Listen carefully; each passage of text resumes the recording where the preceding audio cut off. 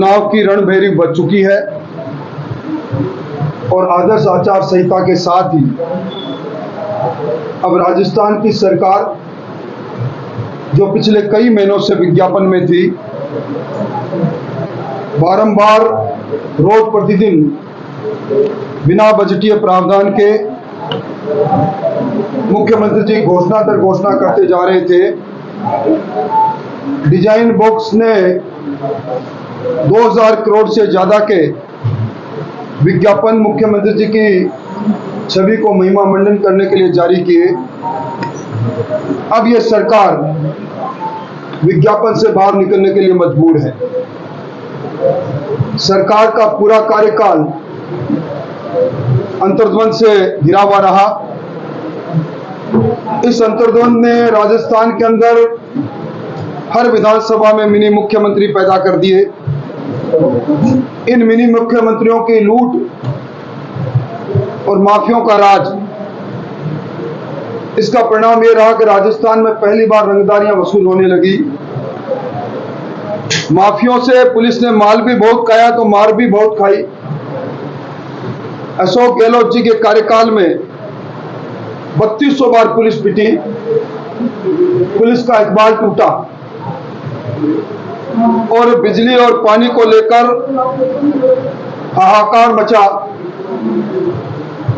आचार संहिता जिस दिन लग रही थी उससे पहली रात सचिवालय खुला रहा, जमीनों की लूट होती रही। आनंद फानन के अंदर मुख्यमंत्री जी ने शतक लगाने के लिए 100 अपने बोर्ड पूरे करने के लिए 8 और बोर्डों का गठन किया। अचानक जातिगत आधार पर जनगणना का नोटिफिकेशन जारी किया। मालपुरा को जिला बनाने की घोषणा की। इससे पहले 19 जिले जो बने, एक भी जिले ने जिला स्वतंत्र जिले के तौर पर अपना कार्य को पूरा नहीं कर पाए। हर जिले के अंदर एक आईएएस और एक आईपीएस भेजकर मुख्यमंत्री जी ने खाक बजाने का काम किया। और दुर्भाग्य यह है कि जब राजस्थान निर्वाचन आयोग ने अपने नोटिफिकेशन जारी किया, नए जिलों के जिला कलेक्टर को, क्योंकि उस जिले का अस्तित्व नहीं था, जिले का गठन कागजों से बाहर नहीं था, इसलिए नए जिलों के अंदर जिला कलेक्टर को निर्वाचन अधिकारी के रूप में मान्यता भी नहीं दी। इस टोंक जिले के अंदर पायलट साहब का विमान ऑटो पायलट मोड में उड़ता रहा और टोंक की धरती पर कम उतरा। और जिस प्रकार पूरे राजस्थान के अंदर भ्रष्टाचार की भट्टी में राजस्थान जला, ये टोंक भी अछूता नहीं रहा। प्रजातंत्र की दुहाई करने वाले इस जिले के अंदर नगर परिषद की एक भी साधारण सभा की बैठक नहीं हुई। और जिस प्रकार का तुष्टीकरण का तांडव यहां हुआ, पीएफआई की स्टूडेंट्स विंग को तो अनुमति मिलती है रैली करने की, बाकी जब कभी कोई भी धार्मिक का कार्यक्रम आया, डीजे पर पाबंदी, धारा 144 इस सरकार का मुख्य एजेंडा रहा। और राजस्थान के अंदर जिस प्रकार किसान के साथ बिजली को लेकर नाइंसाफी रही, इस टोंक जिलों में सर्वाधिक किसान के ट्रांसफार्मर जले, 4-4 महीने ट्रांसफार्मर बदले नहीं गए, सर्वाधिक बिजली की कटौती यहां रही। आरयूआईडीपी ने जो मंजूर कर रखी थी योजना, वो मंथर गति से चलती रही। पानी को लेकर यहाँ के लोग परेशान रहे। इलीगल माइनिंग यहाँ रही, इलीगल सोल्टर हाउस यहाँ चलते रहे, फसल बीमा का क्लेम यहाँ नहीं मिला। कुल मिला के इस जिले के नौजवानों को बड़ी उम्मीद थी कि यहाँ के स्थानीय विधायक जी ने जब आरपीएससी से अपनी यात्रा प्रारंभ की थी, जन संघर्ष यात्रा, और कहा था कि आरपीएससी भ्रष्टाचार का स्मारक है और मैं जो नौजवान उनके पैरों के फुफोलों को जाया नहीं जाने दूंगा। और सीडब्ल्यूसी में आते ही सारी चीजों को भूल गए। नौकरियों की लूट जिस प्रकार की हुई, उससे टोंक जिला भी अछूता नहीं रहा। और यही कारण है कि इस बार इस टोंक जिले की राजनीति को करवट लेते हुए हम देख रहे हैं। मुख्यमंत्री जी मिशन 2030 की बात कर रहे हैं, पर मिशन 2023 जो सामने चुनौती दिए खड़ा है उसकी बात नहीं कर रहे। मुख्यमंत्री जी ने स्मार्टफोन बांटने चालू किए, अन्नपूर्णा किट बांटनी चालू की, उसमें बजटीय प्रावधान मात्र 3 महीने का रखा, क्योंकि उनको मालूम था आचार संहिता आएगी, ये सारी योजनाएं रुक जाएगी। राजस्थान में आर्थिक आपातकाल हो गया। आज ट्रेजरी के अंदर 5 लाख से ज्यादा के बिल रुक गए।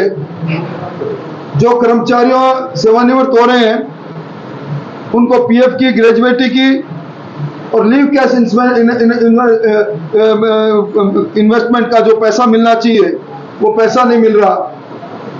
कुल मिला के मैं कह सकता हूं कि जहां मुख्यमंत्री जी ने ऐतराज किया कि भारतीय जनता पार्टी ने एक किसान की फोटो क्यों लगा दी, जो हमने प्रतिज्ञात्मक रूप से लगाई थी कर्जा माफी की बात को लेकर, आज खुद विधानसभा में माने हैं कि 19,400 किसानों की जमीन नीलाम हुई। इस सरकार ने जो वादे किए वो हवा हुई और इसी कारण से इस सरकार को हवा हवाई करने के लिए जनता तैयार है। मोटे तौर पर मुझे मोटी मोटी बात यही कहनी थी। और अब तो इंतहा होगी जब आचार संहिता से 15 दिन पहले महात्मा गांधी प्रेरक के नाम पर 50,000 लोगों को नियुक्ति सरकार दे रही है, सरकारी धन से 4500 रुपए में। राजीव गांधी वॉलंटियर्स को नियुक्ति दे रही है, राजीव गांधी मित्र के नाम पर उनको नियुक्ति दे रही है, जो सोशल प्लेटफॉर्म पर सरकार को आगे बढ़ाएंगे। मैं समझता हूं कि अब सरकार को, आभासी सरकार को लोग ढूंढेंगे, सरकार नजर नहीं आ रही और सरकार का अंतर्द्वंद ने राजस्थान को बर्बाद किया।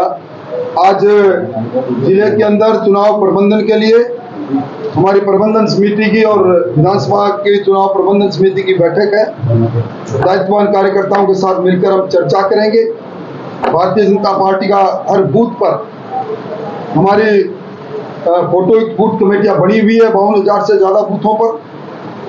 हमें हर बूथ पर इस सरकार को ललकारेंगे और इस बार कांग्रेस सबसे बड़ी शर्मनाक हार की ओर बढ़ चुकी है। घोषणा के बाद गोटवाड़ा सहित कई सीटें हैं, देखिए, जब कभी भी आकांक्षी ज्यादा होते हैं तो क्षणिक तौर पर कुछ क्रिया प्रतिक्रिया होती है, पर Bharatiya Janata party cadre based party है। हमारा एक भी कार्यकर्ता इससे अलग नहीं जाएगा। हमें अपने कार्यकर्ताओं पर पूरा भरोसा है, चाहे देवनी उनियारा की बात हो, चाहे झोटवाड़ा की बात हो। भारतीय जनता पार्टी का कार्यकर्ता एकजुट होगा। छोटी मोटी बात है, हमारे घर की बात हम निपटा लेंगे। पायलट ने दावा किया है कि पिछली बार से ज्यादा सीटों से इस बार चुनाव जीतेंगे। पायलट साहब अधिकृत है तो सही क्या दावा करने के लिए। मुख्यमंत्री जी कहते हैं कि मेरे को ये मुख्यमंत्री की कुर्सी छोड़ती नहीं, इसलिए किसका दावा माने।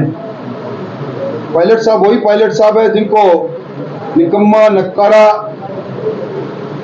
और धोखेबाज कहा, जिन पर राजद्रोह से लेकर एंटी करप्शन एक्ट में मुकदमा दायर करने वाले भी यही पैसों गहलोत जी है। तो जरा उनके बारे में बता दें तो ज्यादा ठीक है। आपके पोर्टल के अनुसार राजस्थान का बहुत बुरा हाल है। मुख्यमंत्री अशोक गहलोत के नेतृत्व में आपके पोर्टल के अनुसार एक बिंदु बड़ा खतरनाक दल का उठाई, लेकिन आपकी पार्टी ने भी उसको बंद करके नहीं लिया। आपके राष्ट्रपति महोदया जयपुर आई थी, उन्होंने कल्याणकारी योजनाओं की सराहना की और आप कल्याणकारी योजनाओं का विरोध करें। देखिए, कल्याणकारी योजना अगर वास्तव में जन का कल्याण के मकसद से बनाई गई हो तो उनको कल्याणकारी कहा जाता है। जिस तरह उदाहरण के तौर पर स्मार्टफोन बांटने की बात की और विधानसभा में कहा कि 1,35,00,000 स्मार्टफोन बांटेंगे हम चिरंजीवी परिवार को। मैंने खड़े होकर जब सवाल पूछा कि 1,35,00,000 का बजट कहाँ है, आपने 2,500 करोड़ का बजट रखा है, फिर 40 लाख पर आए। और उसमें भी जिस प्रकार की चांदी कुटी गई, जो डंप पड़े हुए टेलीफोन है, टेलीफोन उठा के देखना, उस डब्बे को खोल के देखना, 2G स्पेक्ट्रम के टेलीफोन बांटे जा रहे हैं जिनकी कीमत 1,600 से लेकर 2,200 रुपए है, जिनमें 6,600 बांटे जा रहे हैं। ये जन कल्याण है या किसी और का कल्याण है? अन्नपूर्णा किट बांटने की बात की 1 करोड़ की, 3000 करोड़ का प्रावधान, 300 करोड़ की स्वीकृति, और अब वो योजना दम तोड़ गई अपने आप ही। और उसके अंदर भी जिस प्रकार का टेलर मेड विज्ञापन जारी किया गया, 5 करोड़ की शर्त रखी गई, 5 करोड़ का जिले में जिसको एक्सपीरियंस है पोसा हर को वही अहर्ताई रखती है। एक कंपनी आई राणावत की कंपनी, और उसके भी 22 सैंपल फेल हो गए। अगर ये जन कल्याण के है तो इसका तो विरोध करना हमारा धर्म और फर्ज है। आपने सरकार को अवगत करने की मांग की रखी सर, राष्ट्रपति महोदय की आपकी पार्टी के राष्ट्रपति महोदय जहाँ जिस मंच पर हमें उठाना था, जिस मंच पर हमने अपनी बात को कहा, सदन से सड़क तक अपनी बात को कहा, अब जनता के दरबार में अपनी बात कह रहे हैं। देखिए वसुंधरा राजे की अनदेखी लगातार सवाल बनते हुए पार्टी के अंदर तो कितना बन रहा है। अब ये दिख भी रहा है जिस तरह की सिविल डिफेंस के अंदर भी किया गई विरोध परिणाम हुआ, कहीं न कहीं लगता है कि डेविड होने वाली भाजपा देखिए, भारतीय जनता पार्टी की राष्ट्रीय उपाध्यक्ष है वसुंधरा जी, हमारे संसदीय बोर्ड की मानद सदस्य है। उनकी उपस्थिति में ही हम सारे निर्णय करते हैं, उनकी उपस्थिति में निर्णय होते हैं, इसलिए अनदेखा और उपेक्षा का तो सवाल ही नहीं है। उनका नेतृत्व है, इसलिए ये कपोल कल्पित बातें, ये कांग्रेस नहीं है। या अपने साथी को नकारा कहा जाता है, निकम्मा कहा जाता है, निर्लज कहा जाता है, ये भारतीय जनता पार्टी है, वो हमारे सम्मान्य नेता है, इसमें कोई शक नहीं। देवली नियारा में टिकट देने के बाद पूर्व विधायक बिल्कुल नहीं, टिकट कमेटी में वो भी है, वितरण की कमेटी में वो भी पार्लियामेंट्री बोर्ड में। विधानसभा में 4 विधानसभा क्षेत्र आते, 3 पे पैराशूट उम्मीदवार उतारेंगे भाजपा, पहले भी उतारे थे, कहीं भाजपा को भारी न पड़े इस तरह की। देखिए, भारतीय जनता पार्टी कार्यकर्ताओं पर विश्वास करती है। कार्यकर्ता का कर्म क्षेत्र कुछ कहीं भी हो सकता है, पर कार्यकर्ता है, कार्यकर्ता ही चुनाव लड़ते हैं, कार्यकर्ता ही इस चीज का आक्रोश है। बीजेपी के कार्यकर्ता यहाँ से इकट्ठे होकर बीजेपी को जाने करते में आते हैं। देखिए, अब छोटी मोटी कोई बात होगी, परिवार की बात हम सोच लेंगे, कोई खास बात नहीं, कोई चिंता की बात नहीं। देवली नियारा विधानसभा कांग्रेस के खिलाफ एकजुट और मजबूती से खड़ी मिलेगी भाजपा को। देवली नियारा से कल पूर्व विधायक के नेतृत्व में हजारों की तादाद में प्रदेश कार्यालय कार्यकर्ता कुछ पहुंचे लोग गए थे, बात क्या होगी। आज उनको बुलाकर समझाइश की जाएगी? निश्चित तौर पर वो हमसे अलग नहीं है, हमारा अंग है। 200 विधानसभाओं में अल्पसंख्यकों को कितने टिकट वितरण की उम्मीद है?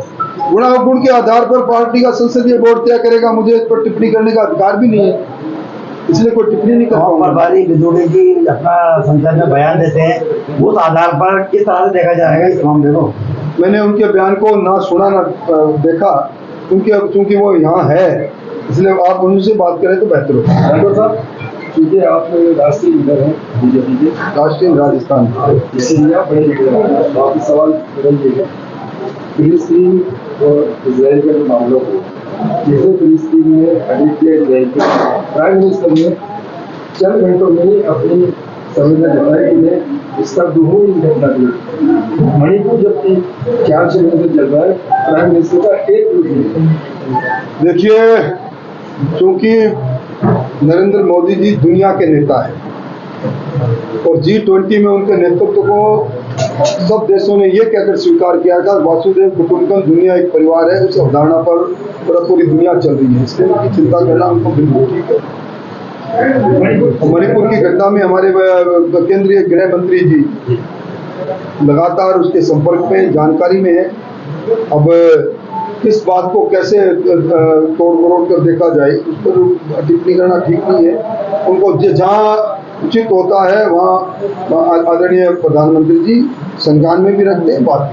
देखिए, विधानसभा चुनाव में 41 सीटों पर 7 सांसदों को चुनाव मैदान में उतारा है, तो सांसदों को उतारने की जरूरत पड़ रही है बीजेपी। देखिए, भारतीय जनता पार्टी, मैंने कहा ना, कार्यकर्ता है, किसी कार्यकर्ताओं के रूप में हमारा आलाकमान काम में ले।